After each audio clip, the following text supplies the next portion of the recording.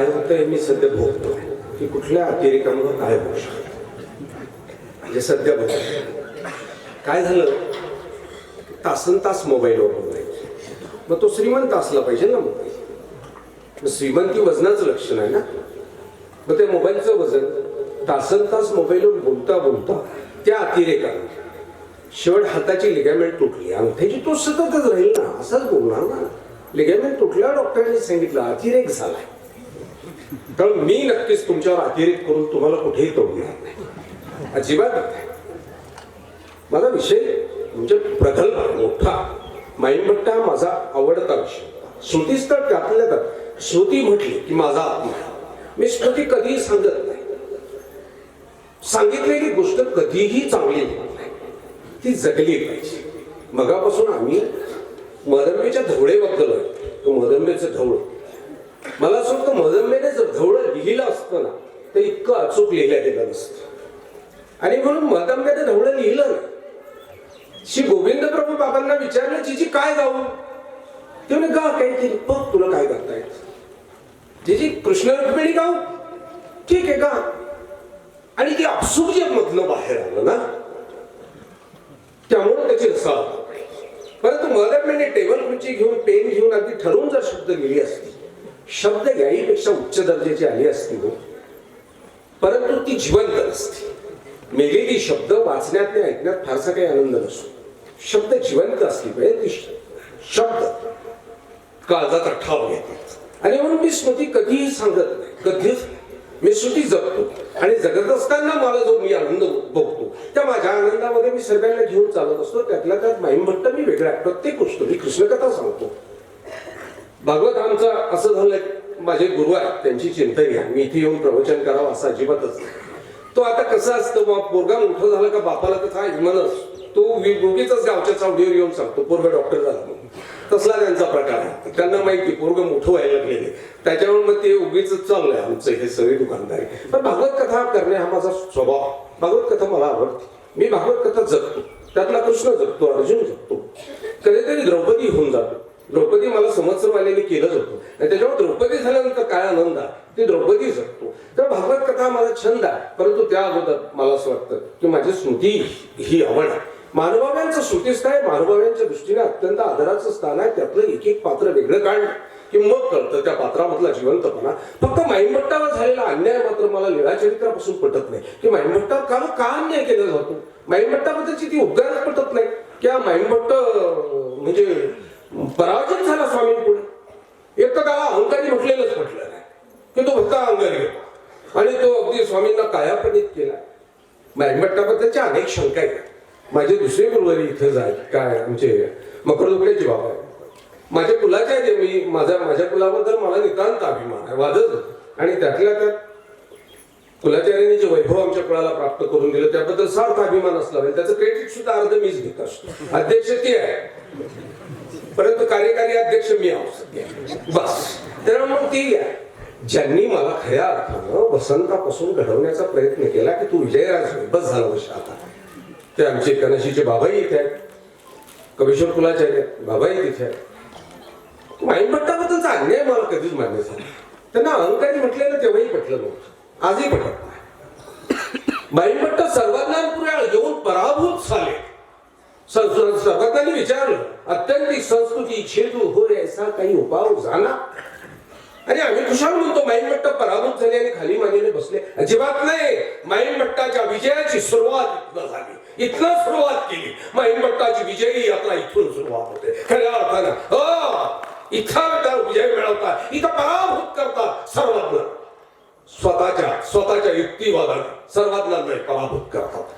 सर्वज्ञांना बोलत करतात. कदाचित माईंभट्टानं बोलत केलं नसतं सर्वज्ञांना हा तर माईंभट्टाचा पराभव झाला असता. पण माईंभट्टाची ती कृती मात्र माईंभट्टांचं सिद्धच करता आहे अजिबात नाही. बरेच एखाद्या छोट्या छोट्या गोष्टी आहेत ना वापरल्या जातात आणि त्या नंतर इतकं गाजवता. मला काल का परवा मी एका कार्यक्रमाला होतो. ती श्री गोविंद प्रभू बाबाची वेडी पिसी मूर्त आजच मला वाटतं ती वेडी पिसी मूर्त. मग वेड्याचा अर्थ काय जन्मचा फुकट वेडा, पिसा काय मध्येच पिसा झाला. म्हटलं काय बावड्या तुम्ही.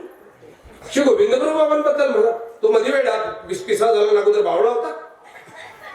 एक माईम भट्टाचं वाक्य आहे, एक माईम भट्ट, की ज्या वेळेला माईम भट्ट स्वतःच जाणत नव्हते किंवा जाणत असून मी त्यांना सर्वज्ञांकडून जाणून घ्यायचं होतं. श्री गोविंद प्रभू बद्दल जर जाणत नव्हते तर सर्वज्ञांनी सांगितलं, अरे बाबा द्वारात विकार नाही ना आवडत, गुंडामराव.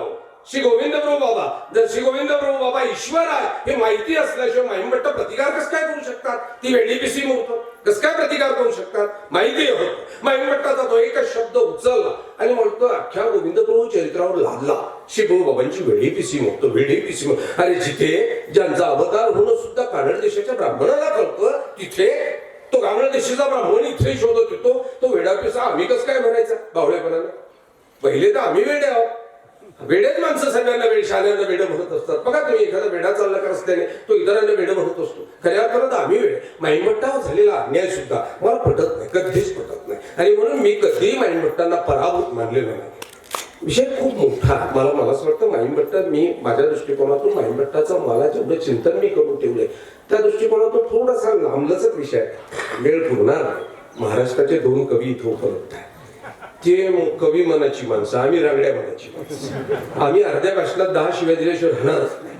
हा, कवी मनाची माणसं माळाच्या माळा तुमच्या गळ्यात घातल्याशिवाय राहणार नाही. दोघांमधला बदला त्यातलं का भालेराव सरांचं फक्त आधार आहे थोडासा, की हा खेड्यातला कवी आहे, त्याला मातीचा सुगंध आहे, त्याच्यावर शहरात लागले म्हणून भालेराव सरांचं पाठबळ आहे पाठीमागे, बरोबर. आणि भालेराव सरांच्या त्या पाठबळामुळे बोलतो की माईमभट्टाचं पराभूतून आवडलं. आले हो सर्वज्ञांनी त्यांना सांगितलं, झाली चर्चा झाली. याच्या पुढचा प्रश्न माईमभट्टाचा बघा काय गमतीचा आहे. सर्वज्ञांनी सांगितलं सृष्टीमध्ये गवले करणे मुंची जैना एके परमेश्वरे विंतोच परमेश्वर निर्वैव निराकार असे पर कृपा असे सावैव साकार अवतरे आपुले सन्निधान दे ते दास्य. अरे काय माईमभट्ट आहे. सर्वज्ञांना विचारलं कुणाच ते दास्य म्हणजे कोण आहे त्यांचा सांगा, कोणाचं करू? पराभूत झाले. सर्वज्ञांनी अर्ध उत्तर दिलेला, तो परमेश्वर अवतरित होतो, तो सावे होतो, साकार होतो, जीवाला सान्निध्य देतो. त्याचं दास्य केलं का त्याचा उद्धार होतो. माईमभट्टाने विचारलं कोणता देव, कोणाचं दास्य करू की ज्याने माझा उद्धार होणार? इथे पराभूतता कशी काय सिद्ध होते हो? इथं तर प्रश्न शिल्लक आहे ना. सांग देवाचं नाव सांग.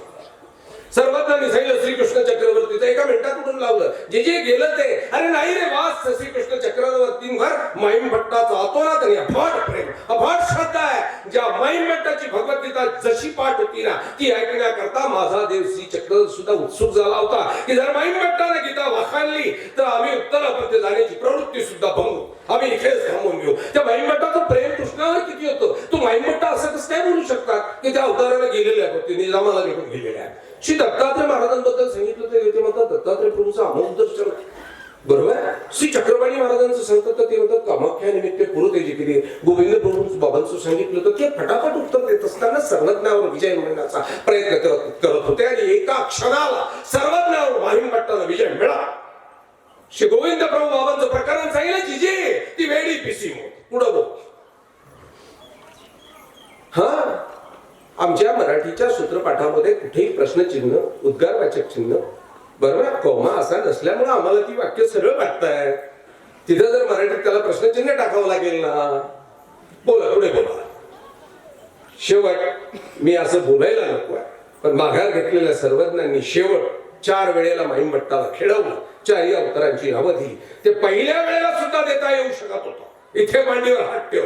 माईमभट्टाला सर्वज्ञ तपासत होते आणि माईमभट्ट सर्वज्ञांकडून वधून घेण्याच्या जिद्दीला लागला होता. हा, पैजेला पेटले, हिरेला पेटलेला होता. सर्वज्ञांनी मांडीवर हात ठेवून सांगितलं, हे श्री चांगदेवराव. चटकन उठून पायावर डोकं ठेवलं. बस, माईमभट्ट इथे जिंकले. जिथे जिथे माईमभट्टाला पराभूत करण्याच्या जागा होत्या त्या सर्व जागा माईमभट्टाने जिंकल्या. सर्वज्ञांजवळ थांबले. माईमभट्टाबद्दल अजून एक प्रश्न आहे, मी बोलायला नको आलो. माईमभट्टाने गंगातीर कोणतं जिंकलं? हा मोठा मुद्दा आहे. मला नाही वाटत हे मराठवाड्यातलं गंगातीर माईमभट्टाने जिंकलं. कारण मराठवाड्यातलं गंगातीर जिंकण्याकरता माईमभट्टाच्या दृष्टीने किरकोळ गोष्ट आहे. माईमभट्टाचा तो एक वेध घेतला पाहिजे की माईमभट्टाने ते गंगातीर जिंकला. ते गंगातीराला त्या एकशी साधूंची आश्रम, तिथं षडशास्त्र संपन्न आहे, तिथं प्रभाकर शास्त्राचे अभ्यासक आहे. ती माणसं, त्या माणसांबरोबर चर्चा करणारा माईमभट्ट असू शकतो. या गंगातीराला नाही हो. या गंगातीराला तीराला तेवढी सुबकता दिसतच नाही. त्याच कालखंडात ज्ञानोबा दिसतात, ज्ञानोबांचे वडील विठ्ठलपंत त्यावेळेसच दिसतात. या गंगा तीराला एवढी सुबकता नाही की माईमभट्टाने गंगा तीराला पराभूत केला. महाराष्ट्राच्या राजाला पडलेला प्रश्न माईमभट्टाने काही सेकंदात सोडवावा ही विद्वत्ता नक्की या गंगा तीराला जोपासल्या गेली नाही. माईमभट्टाने नक्की नव्याने शोध घेतला पाहिजे माईमभट्टाच्या व्यक्तिमत्वाचा, त्या चरित्राचा आणि त्याचा वेगळ्या अध्ययनाचा. की माईमभट्टानं ते गंगा तीर, ज्या गंगा तीरावर विधवांची आश्रम होती, तिथं पंडित होते, तिथं क्षणशास्त्र शिकवल्या जात होती, त्या गंगा तीराचा हा माईमभट्ट बघा ना निघालाय ना. ज्या अवताराला वेडी पिसं म्हटलं ना त्याच अवताराच्या दिशेनं प्रवास चालू केला. ज्या अवतार श्री गोविंद प्रभू काय ऋषिकेश पासून गंगा सागर पर्यंत नाही, ते मी नाव नाही सांगितलं, पण ते गंगा या गंगा तीराला हे घडलंय असं मला वाटत नाही. पण मी आज्ञा ना मोठी लोक मला माझं मग मला माईमभट्टाचं मोठेपण जे दिसतं, त्यांची विद्वत्ता जी दिसते, त्यामुळे मला असं वाटतं की या गंगा तीराला त्यांच्या दृष्टिकोनातून जी माणसं होती ती किरकोळ होती. जर गंगा काय होतं आमच्याच भाषणाच्या वेळेला हा पण त्यांना काय हौस येते काय माहिती. बरं ते नंतर माझ्याशी बोलत बी नाही खाली होतं. बरं त्यांना मी अनेक वेळेला म्हटलो खोलीत चला आपण दोघे येत बी नाही.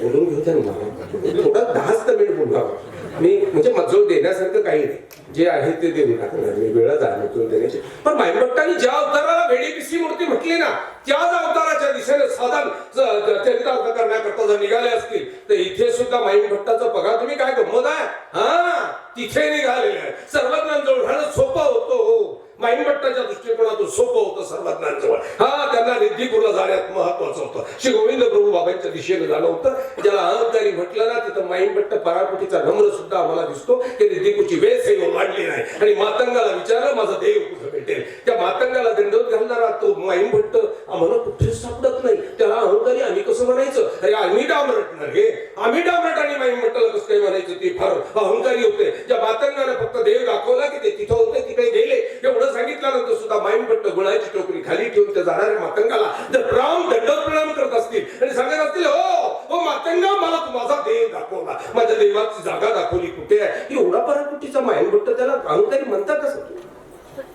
माईमभट्ट रिद्धिपुरात श्री गोविंद प्रभू अभंजवळ आले ना तर ती शास्त्रार्थ चर्चा केली नाही, अजिबात नाही. कुठल्याही स्वतःच मोठेपण सिद्ध करण्याचा प्रयत्न करणार केला नाही. माईमभट्टाला अनेक ठिकाणी लीळाचरित्रामध्ये दाखवले, आचार्य श्री नागदेवांची स्पर्धा करताना दाखवले. परंतु ती किती खरी, ती स्पर्धाच होती का हे सुद्धा माईमभट्टाचं चरित्र वेगळं आहे. मी मोडूमध्ये होतो. मी म्हटलं नक्कीच माझ्या गुरुकडे परीक्षाच देऊन टाकतो की बाबा मी भागवतच नाही करत, मी भागवताची मोडतोडच करत नाही. तर मी मात्र माईमभट्ट सुद्धा अशा पद्धतीने अभ्यासला की मला माईमभट्ट तोही सांगायचा होता. रिद्धिपुरात आलेले माईमभट्ट श्री गोविंद प्रभू बाबांच्या खावणीला पात्र होतात हा मोठा विजय. ज्या माईमभट्ट सर्व गोविंद प्रभू बाबांच्या खावणीला पात्र होणं सोपं नव्हतं. बघा सोपं नव्हतं. तिथं कुठल्या वेळेला कुठली प्रवृत्ती असेल काय असेल हे कुणालाही माहित, स्वतःला पराभूत होऊ न देता माईमभट्ट मात्र श्री गोविंद प्रभू बाबांच्या सान्निध्यामध्ये असताना स्वामी श्री प्रभू बाबांची प्रवृत्ती थोडी सुद्धा भंगू दिलेली नाही. थोडी सुद्धा नाही. कधीतरी लेख येईल, कधीतरी जावा येईल, कधीतरी कोणी येईल, कुणा करतो तरी काही करावं लागेल म्हणून माईमभट्ट स्वतः ते सोनाराचं दुकानात टाकून बसतात. काय गंमत आहे. जेव्हा डोक्यावर टोपरी आहे, गळ्यामध्ये लॉकेट आहे, हातात 2-4 अंगठ्या आहे. माईमभट्ट मस्त सराफीचं दुकान चालवतात. माईमभट्टाने तिथं श्रीप्रभू बाबांची खावणी बदलू दिली नाही, प्रवृत्ती बदलू दिली नाही. मात्र दुपारी 2 वाजता मात्र अंगावरची कपडे उतरायला सुद्धा माईमभट्ट घाबरले नाही. 10 मिनिटापूर्वी त्या दुकानाचा सेट असलेला माणूस अगं हे फार मोठा आहे, अंगार एक वेळेला डोक्यावर चढला का तो खाली उतरतच नाही. तो माईमभट्ट एका मिनिटात उतरवायचे. हा ते सोनं नाणं उतरवायचे, परत कमरेला पदर लावायचे, डोक्यावर एक सुडा घेतला का माईमभट्ट रिद्धिपूरच्या गल्लीमध्ये घराघरामध्ये भिक्षा मागत चालायचे. याला सुद्धा धाडस लागतं. हो श्रीमंती एका मिनिटात उतरवायची आणि एका मिनिटात भिक्षेची झोळी हातात घ्यायची, त्याला सुद्धा सामर्थ्य लागतं. आणि मला असं वाटतं स्वतःवर माईमभट्टाला विजय मिळालेला की मी आहे आणि ते करत असताना त्याचा पराभव करू शकतो, त्या सोन्याचा पराभव करू शकतो, वस्त्रांचा पराभव करू शकतो, दुकानदारीचा पराभव करू शकतो. माझ्या धर्माला कोणी पराभूत करू शकत नाही. माईमभट्ट क्षणात अगदी भिक्षेला निघत असतं. खाली मानेनं हेटाळणी केली नसेल असं नाही, आज सुद्धा करता. हा आम्हीच करतो उपदेशी मंडळी. पहा ना बाबा लोकांची मजा आहे, पहा काय गंमत चाललेली. हे भावड्या तुला बाबाच्या हातातला मोबाईल सहन होत नाही, त्यावेळेच्या रिद्धिपूरकरांना सुद्धा माईमभट्टाचं ते सोन्याचं दुकान सहन होत नसेल. नक्कीच सहन होत नसे. आणि ते टोमणे ठोपरे खात असताना सुद्धा माईंभट्ट मात्र प्रतिदिन दीक्षेला जात होते. बाहेर नकार आहे तुम्हाला कळतच नाही. बाहेर खूप चांगल्या हो, बाईने खूप चांगलं सांगितलं तर मगाशी की मदंबीनं खूप मोठं काव्यच जन्माला घातलं. ती गायली कशी काय? मला सुद्धा प्रश्न आहे की ही गायली कसं काय मदंबा? थोड्याफार उभ्या गायची ती, हा थोड्याफार उभ्या आहेत तिच्या स्मृतीस्थळामध्ये आपल्याला पाहायला मिळतात. सर्व त्यांच्या वेळेला सुद्धा पाहायला मिळतात. थोड्याफार उभ्या गायची, पण अकस्मात एक महाकाव्यच गायचं हे मोठं म्हणजे विचित्र आहे. की यानंतर माईंभट्टाने तिला सांगितलंय की पुढचा भाग लिहून काढू. तिने सांगितलं नाही रे बा, ती देवाची प्रवृत्ती होती आणि देवाने सूचना केलेली होती तेवढ्यापुरतं मला आलं. आणि मग नंतर मला सुद्धा दवड्याचा उत्तरार्थ हा माईंभट्टाने आणि लक्ष्मीधर भट्टाने लिहिलेला. फक्त मदाईसेला सांगून पुसो केलं, परंतु लिखाण मात्र त्यांचं पूर्वार्ध हा मदंबेनं गायले. मदंबे गायली, लिहिलं गेलं नाही मदंबेच्या. मदंबेच्या लिहिलं गेलं असतं तर दुसरं एखादं कुठलं तरी काव्य परत तिने लिहून टाकलं असतं, पण मदंबेच्या लिहिलं गेलं नाही. लिहिणारे माईंभट्ट होते. मला सांगायचे अंगावरची वस्त्र उतरवायची, सोनं काढायची, टोपी काढायची आणि बिना पायाच्या हातात झोडी करून भिक्षा मागत बाहेरला काय आले तो बाहेर त्या रिद्धिपूरच्या का बाईला राग हा ढोंगी आहे. हा नक्की ती आजचीच बाई नक्की ह्याच्यातलीच होती कोणी त्याला ढोंगी आहे. हा कुशाल दुकान चालवतो, पैसे कमवतो, मस्त गड्ड्या साठवतो, अमाव दर्शन घेतो. हा थांब जरा तुझं पाहतो जा. असू नका तुम्ही, नका हसू नका तुम्ही. कशाला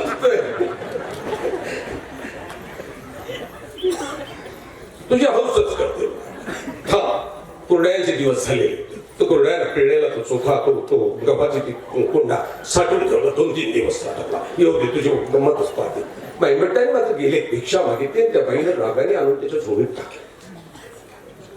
काही नाही हो, तुम्ही ज्या पद्धतीने माईंभट्टाचं व्यक्तिमत्व चितारलेलं आहे ना, आपल्या लोकांच्या डोक्यांमध्ये बसून टाकलेलं आहे ना, काहीच नाही झालं माईंभट्टाच्या चेहऱ्यावर. काहीच नाही. स्वतःच कळपा का काहीच नाही, काहीच बाहेर पडला. ती जोडी घेतली, गावाच्या बाहेर गेली, ठेवली. नित्यनेमाप्रमाणे हातात पाणी घेतलं, उत्तरापंथीच्या बाबाला प्रार्थना केली, हे प्रभू दया घाला, कर ना भावनक. परिणाम झाला आमच्या गोविंद प्रभू बाबांवर. राजमठाच्या बाहेर उभे असलेल्या श्री प्रभू बाबा मात्र कळवळले. श्री प्रभू बाबांची ती वाक्य अतिशय मला वाटतं गोविंद प्रभू चरित्रामध्ये अत्यंत महत्वाचे. कळवळला माझा देव, कळवळला माझा बाई, काय जेवेल आता हा चोथा. आणि श्रीप्रभू बाबा दुडू धावत निघाले. जाणाऱ्या श्रीप्रभू बाबाने एक दृष्टिक्षेप त्या जोडीवर टाकला. आणि यानंतरचं जीवन माईंभट्टाचं काय अफलातून असेल ते सांगायला असतो. अमृताची घास माईंभट्ट जिंकल्या, पराभूत केलं त्या बाईला. एका विकृत बाईला पराभूत केलं माईंभट्टानं. हा एका विकृतीला पराभूत केला.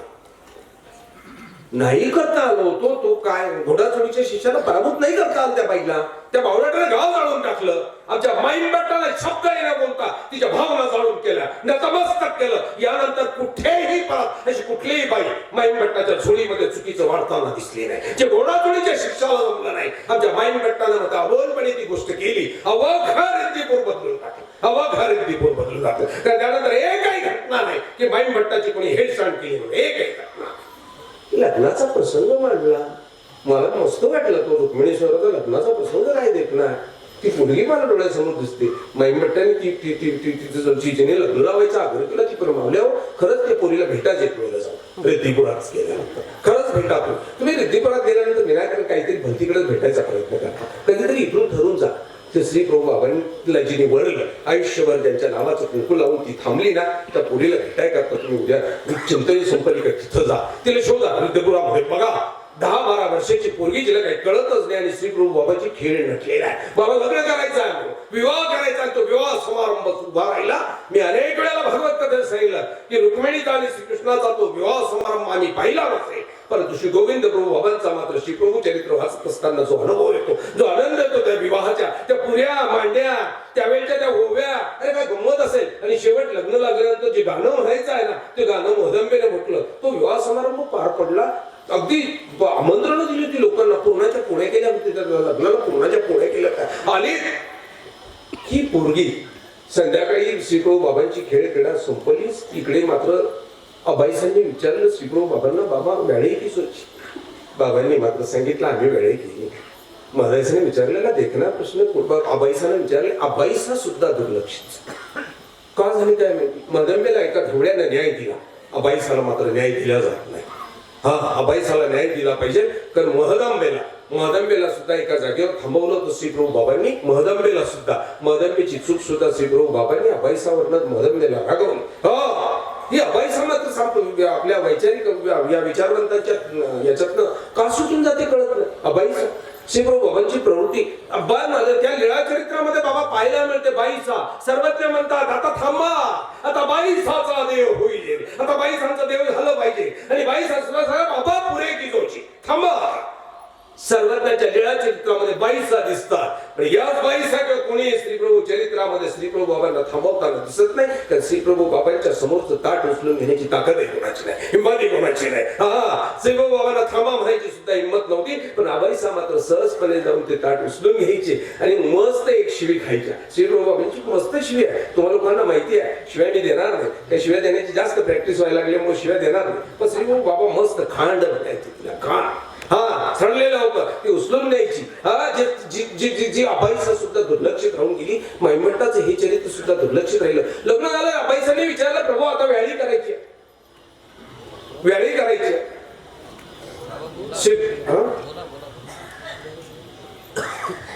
तू पैसे बोला तिकडे रूम मध्ये गेल्यानंतर कार्यक्रम बोलला आमच्या. तो भलता भयानक कार्यक्रम. काय सांगता शिवभाऊ बाबांनी सांगितलं नाही, हे रुक्मिणीच्या महाली जाऊन आम्ही जेवण करून आलेलो. हे इकडं प्रकार संपलं. पण ही घरी गेलेली पोरगी दुसऱ्या दिवशी ते मंगळसूत्र काढते कुठं. सकाळी आरशा पुढे जाऊन कुंकू लावून घेतलं, कुंकू पुसते कुठं. आईने झाले बावडे झाला खेळ कालचा संपला, वेळासारखा ना करू काल काढ खाली. नाही लग्न लागलं माझं, आता हे काढणार नाही. मी समर्पित झाले, स्वीकारलंय मी ती सर्व. माझं कन्यादान तुम्ही करून टाकले, संपला. दुसऱ्या दिवशी बापानं सांगितलं, आईने सांगितलं का वेडे अवघ आयुष्य काढायचंय तुला, अवघ आयुष्य काढायचं. सोबत झालं काय मी करणार नाही. 10-12 वर्षाच्या पोरीने मात्र नाटकी लावलेलं कुंकू देवाच्या नावचं पुसायला सुद्धा बघा केवढी जिद्दीला भेटली. तिने पुसलं नाही. अवघ आयुष्य खेळता खेळता देवाला समर्पण करणारी पोरगी ते अवघ आयुष्य मंगळसूत्र गळ्यातच घालून नाही. इथे माईमभट्ट मोठे गमतीचे दिसतात. मला ती घटना फक्त माईमभट्टांकडे आणायची. ते माईमभट्ट बघा कसे गमतीचे दिसतात. अहो गेले ना 2, 4, 6 वर्ष निघून गेले. श्री रघु बाबांचा निजधामाला चालू असावं. आणि मग मात्र त्या पूर्वीच्या वडिलांचं केशव नाईकांची केशव नाईक आता माईमभट्टांकडे यांच्याकडे आले की माझ्या पोरीच्या उदरनिर्वाहाचं सांगा. आता तिला आयुष्य काढायचं. तिने श्रीप्रभूवर काही संबंध नव्हता, काही संबंध नाही. मोठा वाद झाला, वाद प्रवाह. माईमभट्टाने खोडून काढलं, पराभूत केलं. सर्वांना परत गेले, हात झटकत गेलेले, काही दिलं नाही.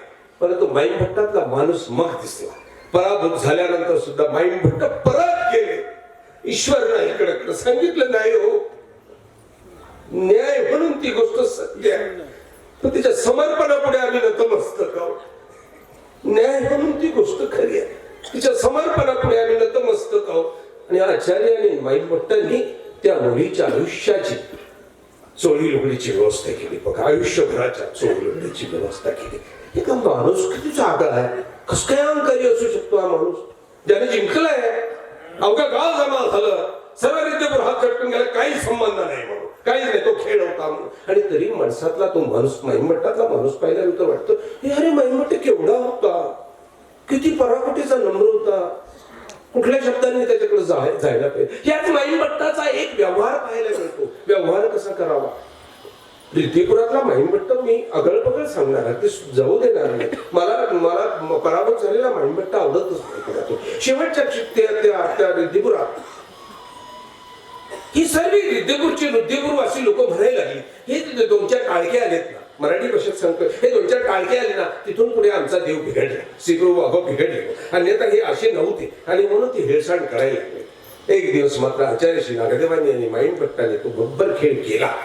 शेजारच्या जाऊन सांगितलं, श्रीप्रभू बाबांना पालखीत बसवलं, नेलं. श्रीप्रभू बाबा अवतारच वेगळा, त्या अवताराबद्दल एक वेगळं चिंतन 8 दिवसाचं करणं गरजेचं आहे. त्या अवताराची प्रत्येक लीळा मला असं वाटते हेतुस्थळाशी जोडू जर तिला बाहेर काढली तर प्रत्येक लीळेचा हेतू वेगवेगळा पाहायला लागेल. आम्हीच नावाचा ग्रंथ करताना, लीळा चरित्राचा आम्ही नावाचा ग्रंथ करताना त्यातले हेतू त्यामध्ये टाकत असताना झालेली तारांबळ, श्री गोविंद गुरु चरित्राचा सुद्धा अर्ध ग्रंथ माझे कैवल्यवासी गुरुजी बाबाजी अमरावतीचे बाबा मला म्हणायचे की एक वेळेला याचा हेतू नाही, मला बाबांनी काही कुठे दिल्या पुस्तकही दिली होती की हे पण घ्यायच्या मागे म्हणजे मदत यांनी केली होती, नाही तर बाबा तसं करत नाही, परंतु दिल्या होत्या. काही वेळा पाहिले आम्ही त्यातले हेतू वगैरे पाहिले, नंतर पुढे कळालं की हे नाईंबासांचं आहे, ते हेतूच नाईंबासांचं. मी म्हणलं हे फार डोक्याच्या वरून जाणारी गंमत आहे, इतक्या लवकर नको. तशी गोविंद गुरु बाबा विषय वेगळा, परंतु ती गावातली लोक त्रास देतात म्हणून हे नेलं. थांबले श्री प्रभू, थांबवलं, चारी बाजूने पहारे करीत राहिले, निघून जाऊ नये म्हणून. गेले 8 दिवस गेले, 10 दिवस गेले.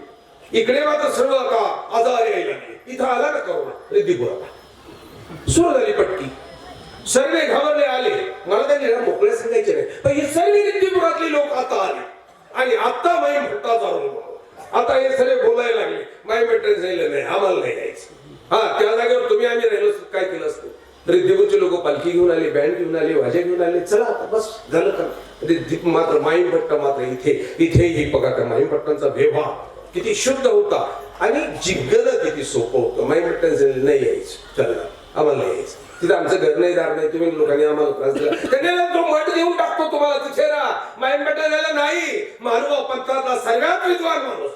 हा, जर कदाचित माईम भट्टाच्या पावलावर आपण चाललो ना मायबाप हो, तर कधीच आपल्याला देवाचं अमोघ दर्शन होणार नाही, कधीच नाही. माईम भट्टाचा सिद्धांत आमच्या पाठ राहिला नाही. माईम भट्टाने रिद्धिपुरकरांना थांबवला, आम्हाला यायचं नाही, तो माडी एवढा घणे नको, त्यांना राव घ्या, याने सांगितलं द्यायचं ना, खरेदी करून द्या. आणि मानव पंथातली पहिली वास्तू, पहिला राजमठ श्री गोविंद गुरु बाबांच्या नाव खरेदी जावं. हा, मग श्री गोविंद बाबा इथे आले. बघा तुम्ही, जर माईम भट्टा नसते तर कदाचित अजून 4-5 वेळेला घटना घडल्या असत्या, परंतु माईम भट्टाच्या बुद्धी चातुर्याने मात्र बघा कसं घडलंय तिथेच. तिथेच मला एक वेळेला सांगितलं कोणी की नाही, माईम भट्टासारखा विद्वान माणूस सुद्धा सर्वज्ञांसारखा दिसणारा तो माणूस आला, बसला आणि माईम भट्टही भावूक झाली होती. माईम भट्टाने सांगितलं, आचार्याने विचारे बघा नाही येते, असं नव्हतंच. माईम भट्टासारख्या विद्वानाला ती गोष्ट कळाली नव्हती, अशातला भाग नव्हता. माईम भट्ट आचार्य श्री नागदेवांपुढे अतिशय नतमस्तक होते. हा, तुझे मुखे अशास्त्र न निघे किंगा, हे वाक्य माईम भट्टाच्या शेवटच्या क्षणापर्यंत पाठ होतं. आणि जे वाक्य आचार्य बोलतील ते खरं आहे, आणि म्हणून माईम भट्टाने तो चेंडू सरळ आचार्यांकडे देऊन टाकला की आचार्य जे बोलतील ते खरं, मी बोलेल ते खरं नाही. आचार्य जे बोलतील ते देवाचं बोलतील. आणि म्हणून माईम भट्टाने माघार घेतली. तो पराभव नाही, माईम भट्टाचा पराभव नाही. माईम भट्ट कुठेही पराभव झाले, कुठेच.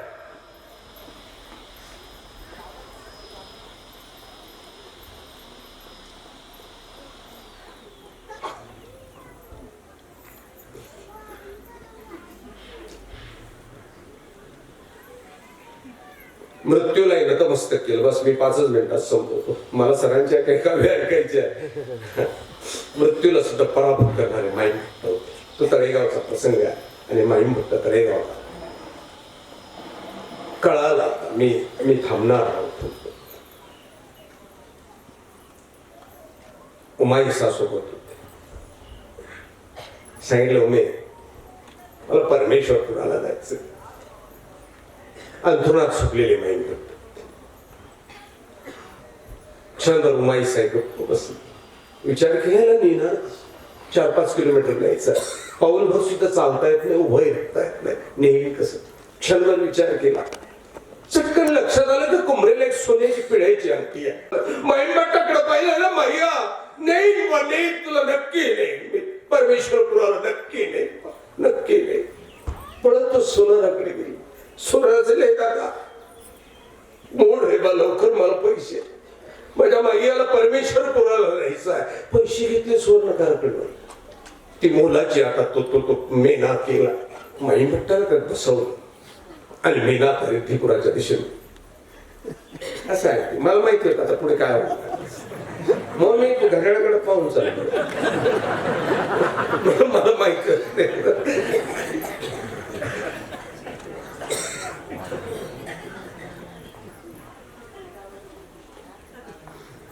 मेना रिद्धिपूरच्या दिशेने निघाला. राजमठाच्या बाहेर थांबला. आचार्य श्री नागदेवांना कळालं होतं की आता माईम भट्ट येत आहेत. अवघा परिवार बाहेर आला. हळूच मेहनतनं त्या पालखीतनं माईम भट्टांना काढलं.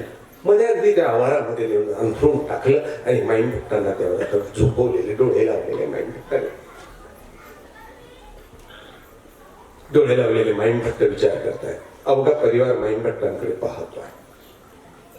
बाबा यायलाच नको ते 5 मिनिटं. मला तर नाही तो मला तुमच्याशी वेगळंच बोलायचं होतं की माईन भक्ताना तू डोळे लाव जो विचार केला होता ना तो मला सांगायचा होता.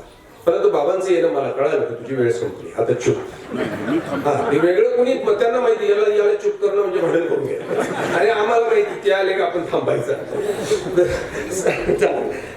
नाही बसा नाही मला तेवढंही माझं कौतुक करायला माझी आई जर समोर बसली असेल, मला वाटतं जगातलं सर्वात मोठा पुरस्कार तो आहे. किती पुरस्कार मिळाले, किती पालख्या निघाल्या, माझ्या आईनं माझ्या समोर बसा यापेक्षा जगात कुठल्याही मोठे पण अजिबातच नाही. मला अनेकांनी सांगितलं होतं, अनेक मला म्हणजे भडकवत होते किंवा मला वर झाडावर चढून पाडत होते. गर्दी खूप असते चिरडे भाऊ तुमच्या कार्यक्रमाला, काही बाबा भागवत नाही करत चांगले. बाबांचं प्रवचन फार चांगलं होतं. माझ्या बाबांनी माझ्यावर कधीच बोलले नाही, कधीच नाही, एक शब्दही बोलत नव्हतं. मी म्हटलं हे जोपर्यंत बोलत नाही ना चिरडे तोपर्यंत तू मोठा होणार आहे आणि ही सर्व मिळून तुझ्या पाठीमागे लागलेली आहेत पाडायची, तू पडायचं नाही. बाप आहे लक्षात ठेवायचं कधी.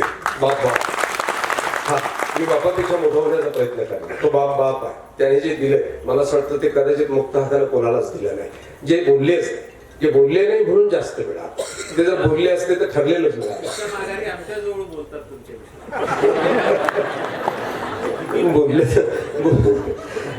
बोलले असते तर कदाचित कमी मिळालं असतं. आज समोर बसत असते मला तर पहिला वेळ आहे की ते समोर बसल्यानंतर मी बोलणंच धाडस करतो. मला बोलायचं होतं माईम फक्त डोळे लावून जेव्हा बस पडलेले होते ते बोलायचं होतं. बोलेल परत करेल बोलेल, पण डोळे लावून मात्र माईम फक्त चिंतन करत होते, विचार करत होते. जीवनाचा हा क्षण माईम भट्टांना विजय मिळवून घ्यायचा होता.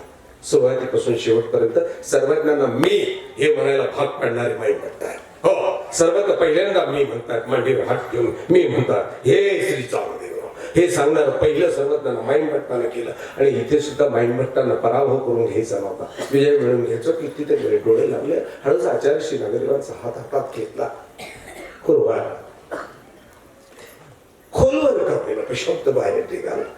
बघतो तुमचा पाय माझ्या कपाळाला ठेवा, हो तुमचा पाय माझ्या कपाळावर ठेवा. क्षणभर आचार्यांनाही बाजूला झाले. आचार्य बाजूला झाले. आचार्य विचार करायला कसं बोलतात. एका क्षणानं आचार्य श्री नागदेवांनी त्याच्या कपाळावर हात ठेवला. सांगितलं बघतो श्रीचरण तो गोसावे, सर्वज्ञांचा श्रीचरण तुमच्या भाळप्रतीशी असला पाहिजे. मी मात्र हात ठेवतो. आक्रोश करायला लागलेले, रडायला लागले, डोळ्यातलं पाणी गळायला लागले आणि तो शब्द जन्माला बट्टो माझं देव होईल का. खरंच शंका होती माईम त्यांच्या मनात. माहित नव्हतं दोन्ही देवांचं सान्निध्य. श्री गोविंद प्रभू बाबांची विशेष प्रसन्नता आहे, सर्वज्ञाची त्याहीपेक्षा विशेष प्रसन्नता आहे. माहित नव्हतं.